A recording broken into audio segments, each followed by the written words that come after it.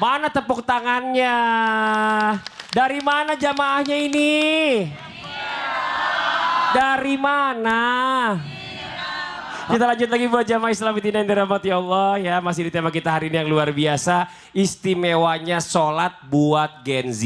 Buat adik-adik Gen Z semuanya, bapak ibu semuanya, oma opa, kakek nenek. Ayo dicatat semuanya nih. Mudah-mudahan bermanfaat buat cucu kita, anak kita yang mungkin sekarang belum hafal bacaan sholat, wudhu, niat mandi wajib atau mandi besar tadi. Nanti kita pokoknya bahas semuanya di sini. Nah sekarang kita lanjut ya. Ada video lagi kali ini tentang Gen Z dan segala kegiatan healingnya itu. Maksudnya apa? Ini dia tayangannya. Nah, ini Gen Z yang punya modal. Mungkin dia udah kerja atau orang tuanya ada uangnya. Bisa liburan, bisa healing. Bagaimana kalau seandainya orang yang gak punya uang? Katanya tadi Ustadz bilang sholat bisa jadi healing. Bisa. Penjelasannya dong. Tepuk tangan buat Ustadz Maulana. Izin Habib Sogri dan Ustaz Sam. Dan buat semuanya, bapak-bapak, ibu-ibu dan Gen Z dimanapun berada, ketahuilah ada healing yang terbaik. Orang healing supaya apa? Tenang. Ketenangan yang terbaik adalah sholat. Tenang. Mau tenang gak? Orang kalau pergi ke Madinah, sholat di Madinah, tenang rasanya. Betul tidak? Makanya sholat itu memberikan ketenangan karena 5. Yang pertama, bentuk ketaatan yang paling sempurna adalah sholat. Semua ibadah ada dalam sholat. Syahadat ada di tahiyat. Sholat ya jelas. Sholat artinya doa. Doa kan semua bacaan sholat adalah doa. Yang ketiga, zakat. Ada nggak zakat dalam sholat? Ada. Zakat waktu. Puasa ada nggak dalam sholat? Ada. Karena pada saat sholat nggak boleh makan. Ada nggak haji dalam sholat? Ada, karena menghadap kiblat. Jadi kesempurnaan ketaatan itu dalam sholat. Yang kedua, sholat itu mengantarkan kita membersihkan diri. Coba. Assalamualaikum warahmatullahi wabarakatuh. Coba angkat semua tangannya.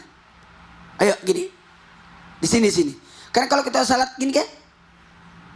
Ini kan? Ya. Ayo sama-sama simpan. Astagfirullahaladzim. Ya Allah, hilangkan susahku dan dukaku. Itu enak kan? Coba. Ya Allah, hilangkan susahku dan dukaku. Susahnya di mana? Di sini. Dukanya di mana? Di sini. Sakitnya tuh di sini. Susah dan duka melewati wajah. Susah nggak kelihatan, duka nggak kelihatan, tapi akan terlihat pada wajah. Terlihat di wajah. Betul. Yang ketiga, orang yang sholat itu jadi hilang susahnya. Yang kedua, kedekatan kepada Allah lewat sholat itu paling dekat. Seakan-akan kita mengadu sama Allah. Dialog sama Allah. Kalau ngaji, Allah yang dialog sama kita. Tapi kalau kita sholat, kita yang berdialog kepada Allah.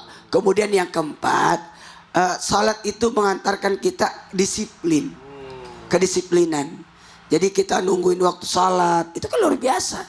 Dan terakhir, sholat itu menghadirkan sabar, syukur. Syukur, sabar. 1, 2, 3, Sabar, syukur, sabar. Makasih banyak Ustadz Maulana. Tepuk tangan buat Ustadz Maulana. Oke, kita lanjut lagi buat jamaah Islam yang dirahmati Allah. Sekarang waktu kita kasih kesempatan jamaah buat bertanya sama guru-guru kita. Tapi sebelumnya kita masuk dulu ke segmen Tanya Dong Ustadz. kami semua tanya dong Ustaz. Yang mau bertanya boleh silakan angkat tangannya. Yang di sini dulu.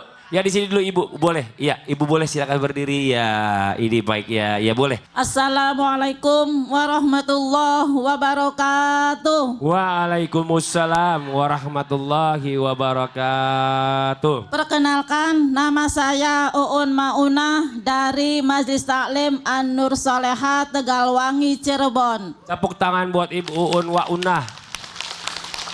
Mau nanya sama siapa Ibu? Kami mau bertanya pada Pak, ini siapa Pak Ustadz Habib? Siapa?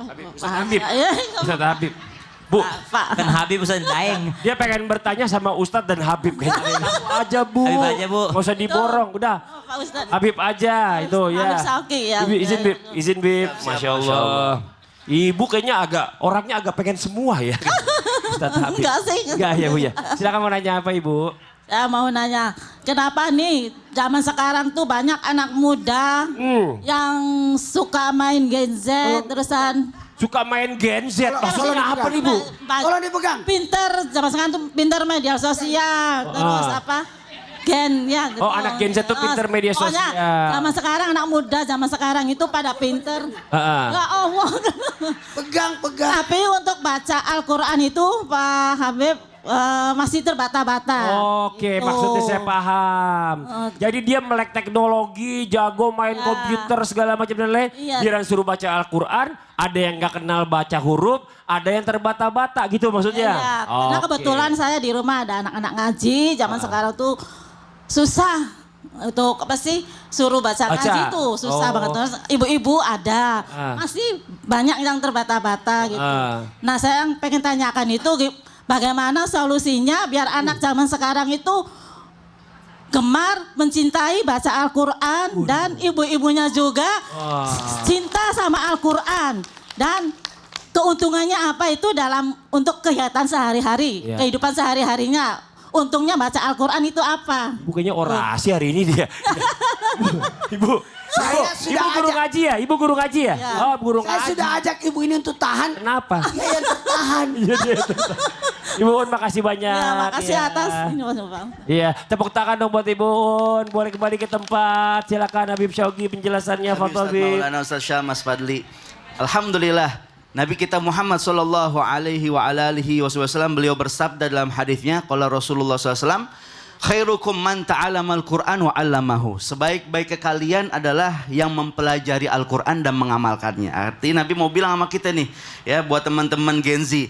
Orang yang paling keren tuh orang yang bisa baca Al-Quran. Orang yang paling keren tuh orang yang mau ngaji Al-Quran. Kamu tuh kurang keren kalau kamu nggak bisa baca Al-Quran. Percuma bisa bahasa Inggris, bisa bahasa Jepang, bisa bahasa ini, itu, anu. Tapi nggak bisa baca Al-Quran, kamu kurang keren. Sebab Nabi bilang, khairukum, sebaik-baiknya kalian. Artinya mafhum mukhalafahnya orang yang nggak orang yang paling buruk atau orang yang nggak baik adalah orang yang tidak bisa membaca Al-Quran. Ya, sebab semua pelajaran yang kita pelajari hari ini, bahasa-bahasa yang kita pahami saat ini, itu mungkin nanti ketika kita wafat selesai. Tapi Al-Quran, syafi'an li ashabihi, itu bakal jadi teman buat orang yang bacanya kelak di dalam kubur. Ya, sahabat kita, teman kita, ntar kita mati semua ninggalin kita. Al-Quran bakal nemenin kita dalam kubur buat orang-orang yang sewaktu di dunianya dia gemar untuk membaca Al-Quran. Sampai Nabi bilang, orang yang baca Al-Quran itu setiap hurufnya itu pahalanya dilipat gandain kebaikannya sampai 10 kali lipat. Terus Nabi bilang lagi, la aqulu alif lam mim harfun walakin alif walam harfun wa mimun harfun.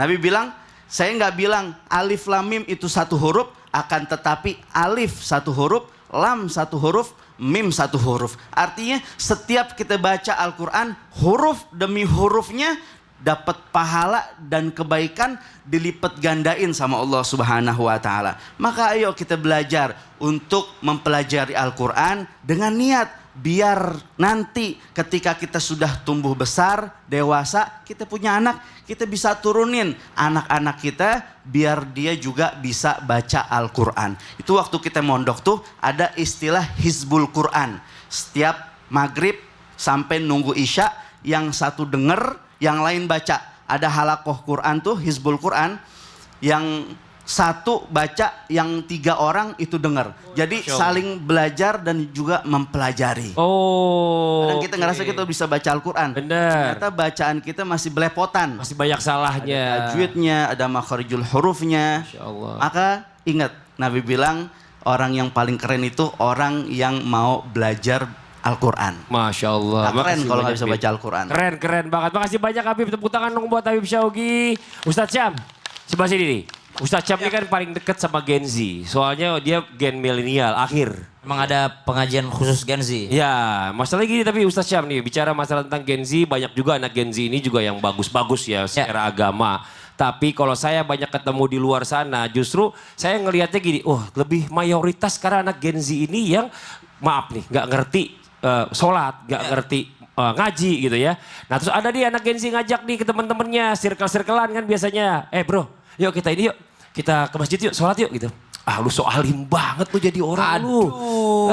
Lu ngaji, gue ngaji dia mau ngaji bro, ngaji ketawa-ketawain. Nah padahal kan itu semuanya bagus, sholat wajib, ngaji bagus, banyak pahalanya. Nah gimana nih supaya anak-anak Gen Z yang seperti ini bisa menularkan kebaikan juga tetap dan juga bisa istiqomah. Enggak justru malah ikut circle-nya yang enggak benar. Mau izin penjelasannya tuh gimana tuh? Dari Gen A sampai Gen Z, kalau namanya kebaikan pasti akan ada ujiannya. Pasti. Nah nanti kita bahas setelah yang satu. Oke, kalau gitu buat yang di rumah jangan kemana-mana. Adik-adik Gen Z ya jangan lupa dicatat, ibu bapaknya juga dicatat. Tonton sampai selesai. Tonton sampai selesai, jangan sampai ketinggalan, insya Allah bermanfaat. Pokoknya jangan pindah channel, tetap di Islam itu indah. Jamaah.